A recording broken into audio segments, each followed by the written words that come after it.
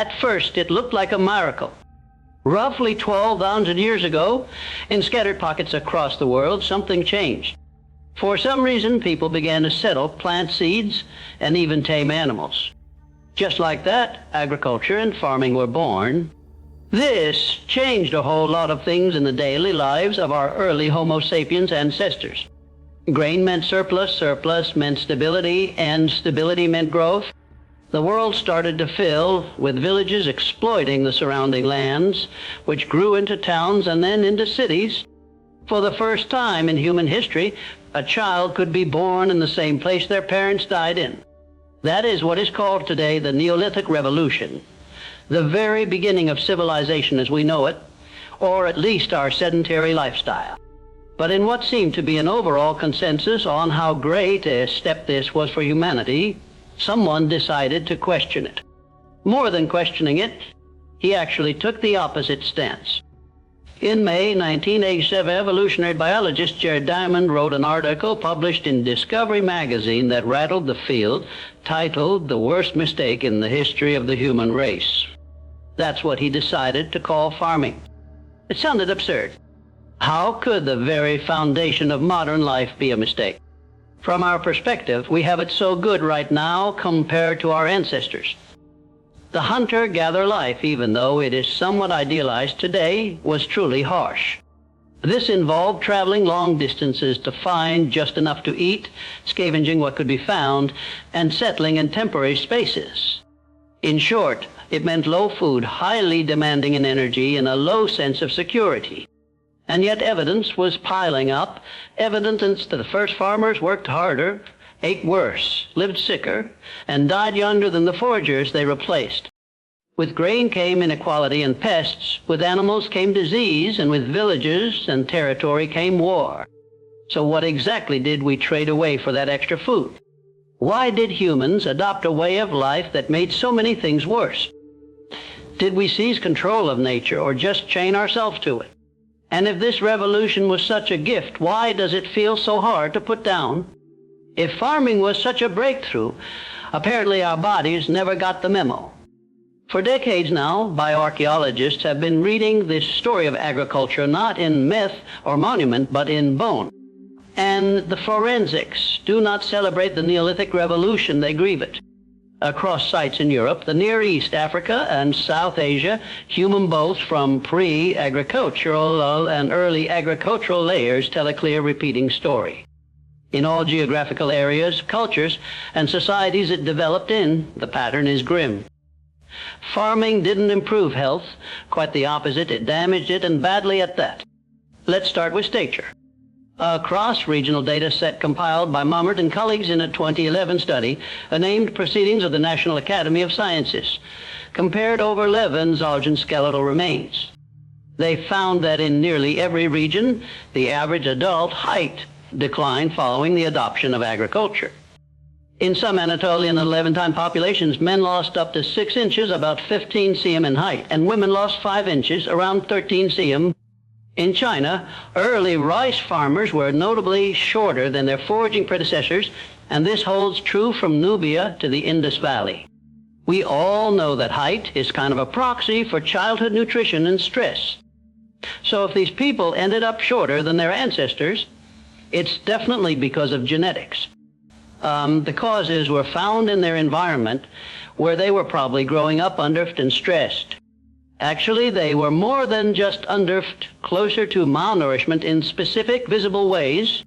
If you examine the skulls of these proto-farmers, you'll often find porous lesions on the cranial vault and inside the eye sockets. These are called criboorbitally and porotic hyperostosis. These are classical markers of iron deficiency anemia. In early Neolithic communities, particularly in places like Quiabu-Herrera, these lesions are present in up to 6% of individuals. Some skeletons show signs of multiple, overlapping nutritional diseases. All these signs are totally absent from older hunter-gatherer remains. Their teeth were also affected as dental health collapses in the wake of agriculture. Hunter-gatherers usually have worn but relatively clean teeth with low to no cavities. Their diets were fibrous, varied in most cases, very low in sugar. Early farmers, on the other hand, ate soft, sticky carbohydrates, especially cereals, which was one of their main sources of calories. And one of the first types of grain they learned to grow. The results were telling: a spike in dental care, enamel hypoplasia, which is a sign of childhood stress that appears on teeth, and finally periodontal disease.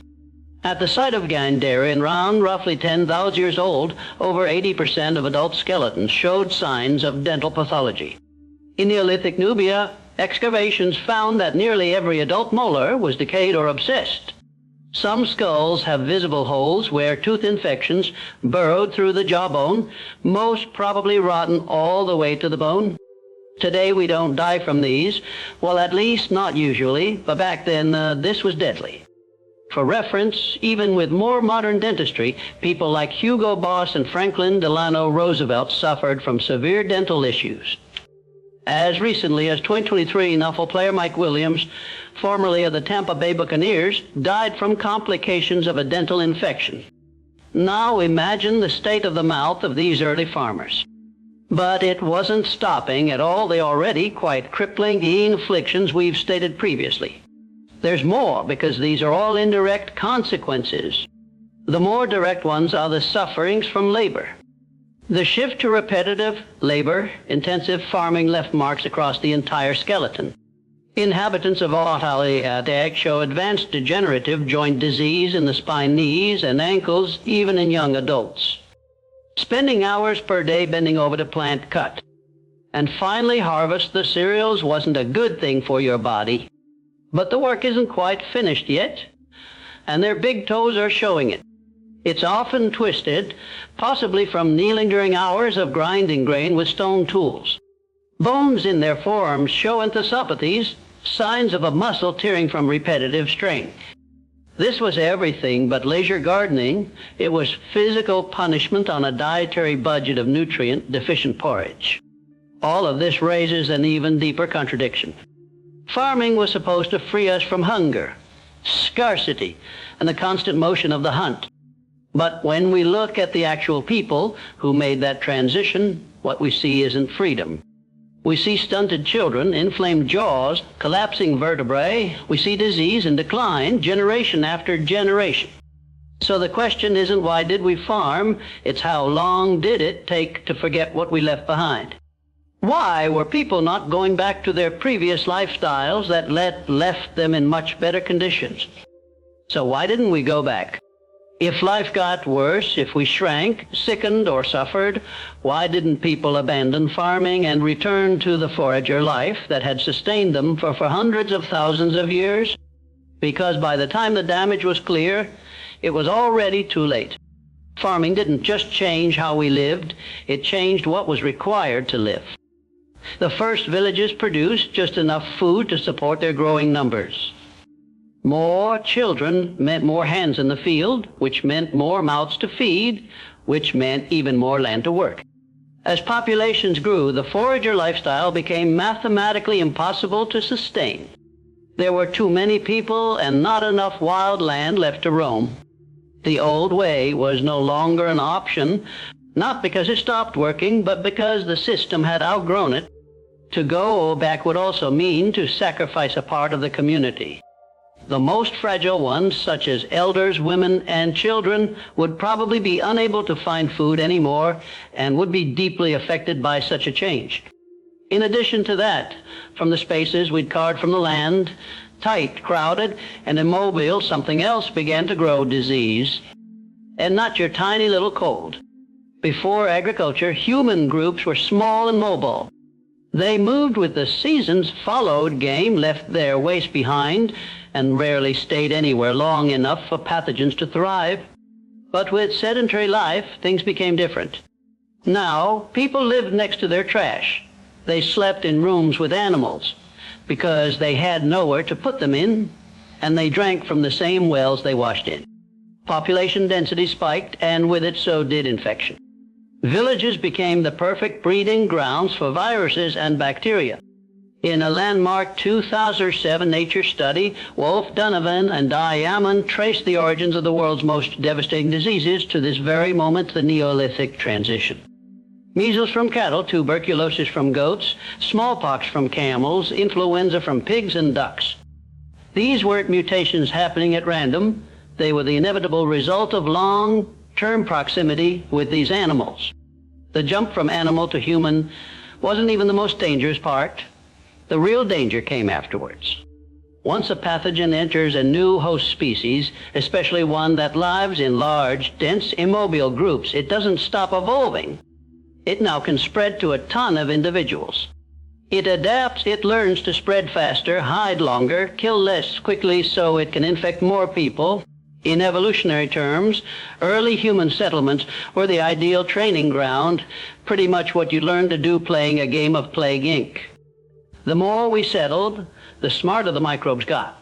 Well, smart doesn't really apply to them, but they evolve in a way that we as humans would qualify as smart if our goal was just to spread. And for most species, including us, the goal is to reproduce and increase in numbers, no matter the adaptation.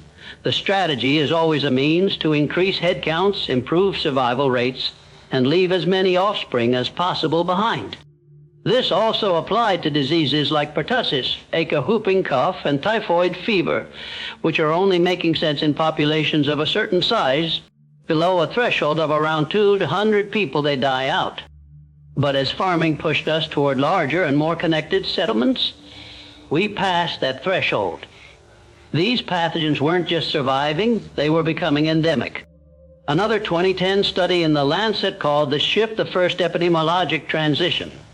It marked the point where most humans stopped dying of trauma, exposure, or old age, even if old back then meant 22 years old. From that point on, they started dying of chronic malnutrition, infection, and inflammatory disease, signs of respiratory illness, sinus infections, and even tuberculosis are visible in skulls from the early Neolithic. Some show infected jaw abscesses so severe that the bone literally disintegrated. In the long list of things agriculture gave us, we also have to include pneumonia, leprosy, dysentery, hepatitis, plague.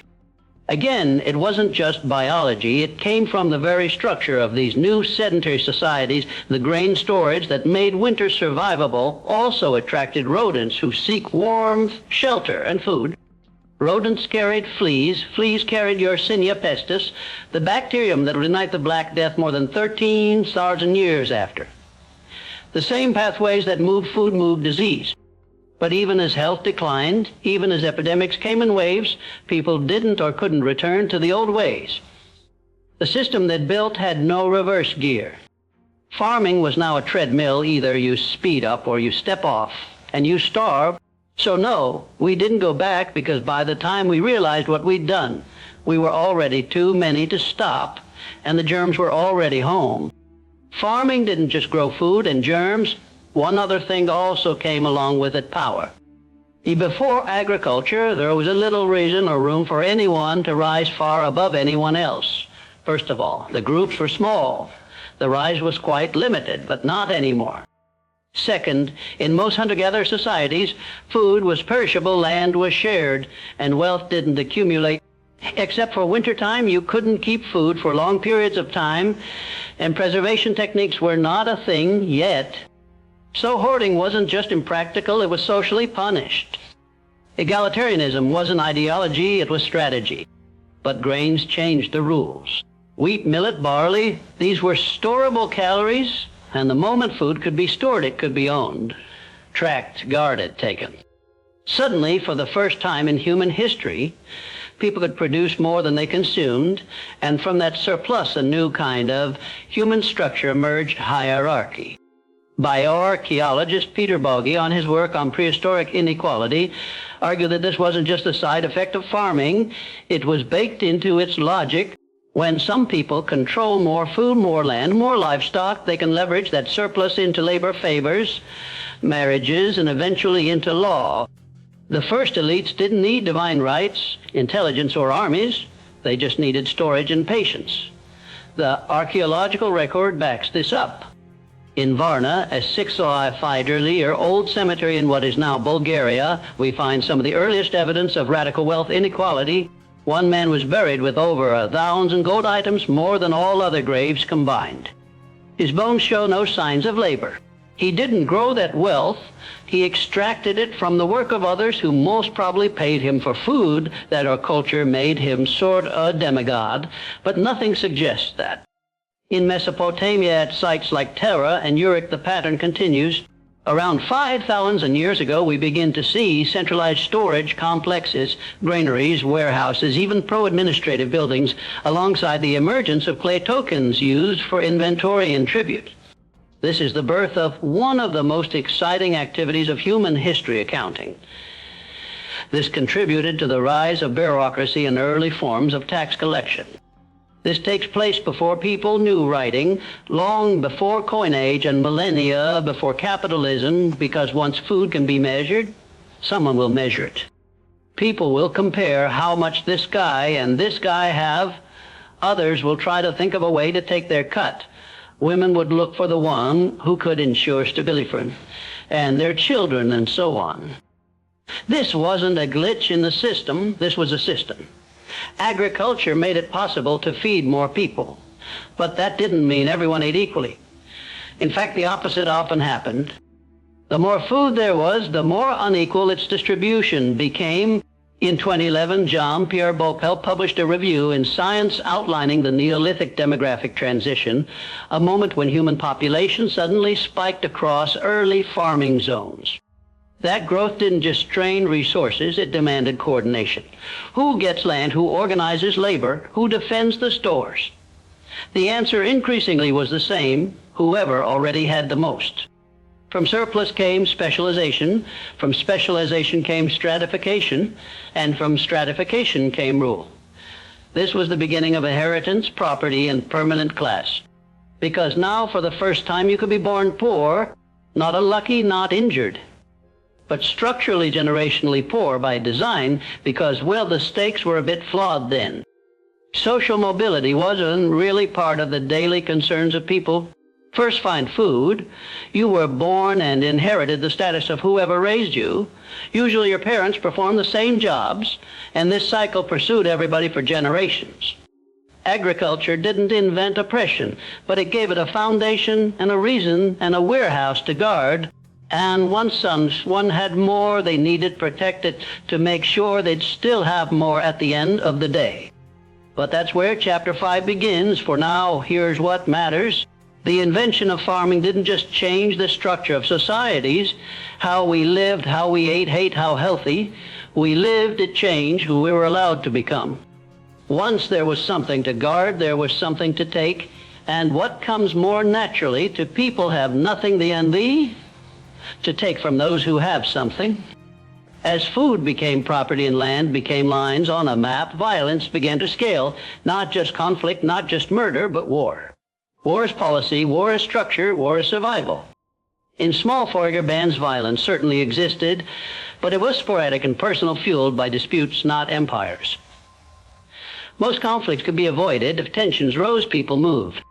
Land wasn't owned, resources weren't fixed, mobility was an escape valve, farming sealed that valve shut. You can't walk away from your fields, you can't pick up your granary and flee, so when scarcity came, or enva or drought, people didn't leave, they fought. And the archaeology leaves no doubt at Jebel Shaba along the Nile Valley, a 13,000-year-old cemetery revealed 61 bodies, nearly all with signs of violent trauma. At least 45% had embedded stone projectile points. Some with more than a dozen, many showed offensive wounds on arms and hands suggesting ambush or close combat. Several were buried in overlapping layers indicating repeated attacks over time, not a single event. This is the oldest known evidence of organized group-level violence. It appears right on the cusp of the forager-farmer transition. Coincidence maybe not, because this didn't only happen in one geographical area, as you might have guessed already. Fast forward thousands years to Toheim, Germany, where archaeologists uncovered a mass grave dated to about 500 BC. Inside were 34 bodies, 16 adults, 9 children, 9 infants. Most had suffered massive blunt force trauma to the skull, likely from stone axes. Notably, several skulls have multiple identical wounds, suggesting not just violence, but systematic, deliberate execution. Even more unsettling is what's missing: young adult women. They weren't in the grave. They were among the dead. Most likely they were taken. Just 110 km away at Shonakillian, another massacre site was found dating to roughly the same period. This one held 26 bodies with signs of extreme overkill. Fractures in the legs and pelvises of victims suggested they were disabled or tortured before death. It's not random violence. It's targeted, strategic, and cruel. And it's not isolated.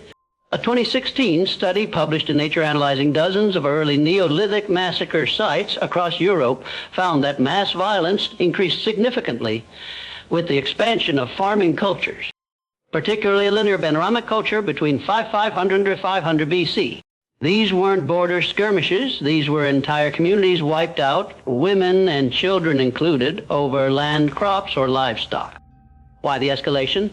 Because as Jean-Pierre Bocquepel showed in his demographic, transition model aperture caused population to boom by 400 to 600% in just a few generations, but farmland doesn't scale as easily as people do. Every new mouth needed food, every harvest needed protection, and every dry season sharpened the tension between neighbors. Anthropologist Lawrence Keeley wrote in War Before Civilization and in 1996 estimated that in early farming, up to 25% of male adults may have died from combat-related injuries, a rate far exceeding that of many modern wars. By contrast, most ethnographic foraging groups today report violent death rates below 1%. And this wasn't just defense. With surplus came offense. Raiding for grain, seizing livestock, kidnapping, labor, destroying rivals' fields before harvest. This looks nothing like instinct. This is what strategy looks like. If you ever feel like knowing more about this, I've made another video on the topic. Feel free to go and watch it. That's when we begin to see the architecture of fear. The walls of Jericho dating 8000 BC stand 3.66 m tall and include a 2-man thick stone base. A wall doesn't need to be that high to stop animals or wind, but humans on the other hand. Fortified towns appear across the Near East and Balkans by 6000 BC, complete with watchtowers, ditches, and gates. War wasn't an event, it was a design principle. And populations weren't just defending themselves. In Neolithic Anatolia, at Chennai, a structure known as the Skull Building was uncovered containing human remains, separated from their bodies, possibly displayed or ritualized. One adjacent room had concentrated traces of human blood. Whether for justice, sacrifice, or intimidation, the message was the same. Fear was now policy. This is where war changed, because once violence became a mechanism for controlling resources, borders, and people, it doesn't end. When the enemy falls, it ends when their children do. Agriculture gave us food security, but it also gave us a reason to kill and to keep killing and oppressing. By the time empires rise, war is no longer the exception. It's the background hum of civilization. By the time the wars began, the walls were already built in people's heads. Not every barrier is made of stone. Some are passed down and named debts and duties you didn't choose. You weren't just born into a settlement. You were born into a role, because the true genius of the agricultural system wasn't just in feeding more people, it was in keeping them in place. The fields you worked, the house you lived, and the tools you used, these were no longer just your reality. They were your children's too, and their children's after them by design. By the time land became inheritable, so did status, so did work, so did power. What started as practical, this my family's field, became structural, this is your place, stay in it. This wasn't a conscious conspiracy. It was a system that grew from grain, from surplus, from counting. Once things could be measured, they could be taxed. Once they could be taxed, someone needed to collect, and someone else needed to pay. And to keep that machine running, you had to make the system feel natural, permanent, sacred. That's where law comes in. The Code of Hammurabi, chiseled into basalt around 1750 BC, isn't just the first piece of legal code. It doesn't just regulate theft or murder. It defines a world where different people hold different value. The code is divided in 3 different parts. The prologue, where Hammurabi declares himself chosen by the gods, particularly Marduk, to bring justice, destroy evil, and protect the weak. He frames himself as a shepherd and protector. Then comes the body of the text of law themselves, with no less than 282 of them covering wide cases of applications like contracts, family, labor, trade, slavery, thefts, agriculture, or even sexual conduct. Finally comes epilogue. This is the most telling part as of social mobility, because Hammurabi really didn't want his code to be changed, so much so that he made a warning to future rulers not to alter or ignore the laws, with divine punishment promised to any king who does. And if you are wondering what these laws were like, here are a few simple and most famous ones, same prejudice, but different status. Law 196, if a man out that eye of another man his eye shall be put out. That's lex talionis, or the common saying, an eye for an eye. Law 198, if he puts out the eye of a commoner, he shall pay 1 min of silver. That's still assault on a person, but not quite like a nobleman. Law 199, if he put out the eye of a slave, he shall pay half his value. Slaves were not considered as persons, more like casualties and property damage used. You should compensate the owner for not the slave. The Code of Hammurabi is not equal justice. It's a system that codifies inequality based on class, gender, and status. It's not about eliminating violence or injustice. It's about containing and organizing it to protect the powerful. Maintain order and make social roles predictable and enforceable. It's not just a legal code. It's a blueprint for hierarchy. This was no longer survival. This was philosophy with a sword behind it. And it wasn't just Mesopotamia. In Egypt, tombs were arranged by rank, not kinship. In the Indus Valley, water access and street planning followed caste, like segmentation. In Neolithic China, even children's skeletons show malnutrition, and stress markers correlated with their burial goods. Before they could walk, their life trajectory was already marked. In 2017, a study in Nature Communications analyzing Bronze Age cemeteries confirmed this wealth, privilege, and status were being passed genetically. Elite male lines dominated burials, property, and ritual. The rich stayed rich, the rest stayed buried under silence. And through it all, the idea calcified. Some people were born to rule, others were born to obey. Farming didn't invent domination, but it made it scalable. And once inequality looked like tradition, like fate, it no longer needed chains. The chains were in people's minds. The oppressed no longer even considered rebelling, because that was just considered fate, the God's will, or whatever you want to call it. And to ensure there never could be an attempt at needed stories, and stories were everywhere in prayers, in contracts, and lullabies. Little by little, hierarchy became invisible, not because it vanished, but because it became normal. So no, we didn't go back, because going back meant breaking the only rules we'd ever been taught. The fields, the law, the name you carried, the cage disguised as order instilled in most societies. But for all its flaws, farming worked. It fed more people than foraging ever could. It built cities, temples, mathematics, writing. It gave rise to astronomy, irrigation, taxation, and trade. Civilization, our civilization, stands on the skeleton of wheat and many of our dead ancestors for us to live better lives than they could ever imagine. But that skeleton was brittle, because the agricultural world was not only more unequal, it was more vulnerable. We think of farming as a stable foundation. It wasn't. It was a tightrope one that stretched over droughts, plagues, failed harvests, and fragile trade routes. The more we depended on one crop, one river, one growing season, the more we bet everything on nothing going wrong. And things went wrong constantly. In ancient Mesopotamia, over irrigation caused salt to rise into the soil, killing fertility. At first, farmers adapted by switching from wheat to barley, which tolerates more salt, but eventually even barley yields collapsed. According to a 1958 study by Jacobson and Adams in Science, wheat yields in summer declined by over 50%, contributing to the fall of iconic cities like in Larsa. The region that once birthrighting an empire slowly turned into an uninhabitable dust. In the Indus Valley, the collapse wasn't military, it was environmental. Around 2100 B. See, changing monsoon patterns disrupted the agricultural calendar. Crops failed, people left. A 2003 study by Stabweiser et al. Published in Geophysical Research Letters link the decline of Harappan cities to a sudden prolonged drawing the so-called 4.2 Kilai, or event, a climate anomaly that hit nearly every early civilization hard. In ancient Egypt, the story was no different. The Nile's flood was predictable until it wasn't. When it failed, so did everything else. Records describe starvation, rebellion, and dynasties crumbling under the weight of famine. Pharaohs lost legitimacy when granaries emptied. The divine order was only as strong as the next harvest. Even the Maya, brilliant as they were, couldn't outrun the rain.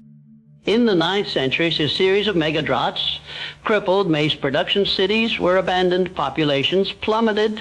According to research by Douglas Kennett and colleagues in Science published in 2012, this environmental collapse was tightly correlated with the disintegration of Maya political centers. The irony was cruel. The system that let us build civilizations was the same one that made them so easy to break. Hunter-gatherers didn't have much, but they were resilient. If the game moved, they moved. If plants failed, they adapted. Farmers couldn't. Their lives were pinned to the soil, and soil, it turns out, has limits. Modern archaeology is increasingly clear on this. Most early complex societies collapsed not from invasion, but from exhaustion. Ecological overshoot, depleted topsoil, deforestation, social tension, fragile interdependence. As Joseph Tainter wrote in The Collapse of Complex Societies back in 1988, the very complexity that made these civilizations powerful also made them incredibly brittle. Farming gave us more, but it also left us no margin for error. And yet we kept going. Each time a society collapsed, another picked up the plow. Each time a city fell, another rose with stronger walls, deeper, sharper swords. Because even though the system was brutal, it showed countless times that it worked, at least till everything goes haywire. It fed our children, it gave some dreams, and hope. It gave the illusion of control. But that illusion came at a cost. You worked harder, lived sicker, died younger, and couldn't go anywhere else. You obeyed laws carved in stone. You paid tribute to men with storage rooms, and you thanked the gods for the privilege of getting to eat today and maybe tomorrow. 12,000 years ago, our ancestors made a deal. No one carved it into stone, no one signed it, but we've honored it ever since. The deal was simple: give up freedom, get security. Stay in one place, plant your field, obey the elders, respect the line, feed the system, and in return you'll eat. Maybe not much, maybe not fairly, but you'll survive. You'll raise your children the same place your parents died. You'll work harder than your body should allow. And you'll convince yourself it was worth it. Because now you're part of something bigger. That's the story we told. That's the story we still tell, despite farmers being a way smaller part of the global population. Farming was progress. Cities were destiny. Complexity means success. But what if we were wrong? What if the Neolithic Revolution wasn't the beginning of a golden age, but the start of a beautiful trap? One that gave us art, but also authority, that gave us writing, but also taxes, that gave us order, but required obedience. We imagined civilization as a ladder we climbed, but maybe it's a web we fell into. Every strand reinforced by food, rituals, bureaucracy, violence, and the more threads we added, the harder it became to move, let alone escape. We didn't choose this system like you choose dinner or a song. We slowly drifted into it one field at a time. And by the time we realized what we traded, the deal was already generational, so no, we didn't go back because we couldn't. There were too many of us. We had forgotten how, and somewhere deep down we were afraid of what lay outside the fences. But here's the thing, the story isn't over. We still live on the bones of that ancient bargain. We still build monuments to surplus, burn forest for growth, trade freedom for convenience, and call it progress. We still live in cities shaped by laws no one alive remembers writing. We still farm, but now the soil is digital. The crops are data, the harvest is endless. And maybe we're better off, maybe. But the real question isn't whether we're safer, richer, or smarter. It's whether we ever stopped long enough to ask, was this the only way? If this made you pause, if it reframed how you see a loaf of bread, a field of wheat, or the shape of your own daily life, then don't let it end here. Because this story isn't just about the past. It's about how we live right now. How we eat, work, obey, and dream, still caught in the ripple of a choice we never personally made. And we're still making new ones. So if you want more stories like this about the invisible structures beneath our history, our biology, and our belief in progress, give us a like, comment, and subscribe to the channel. It's free, it helps, and it tells the algorithm that this kind of content matters. Like the video, if it gave you something to think about, share it with someone who still thinks civilization was always the plan. And let us know in the comment section, if you were alive 12,000 years ago, would you have taken the deal? Until next time, keep listening to The Echo.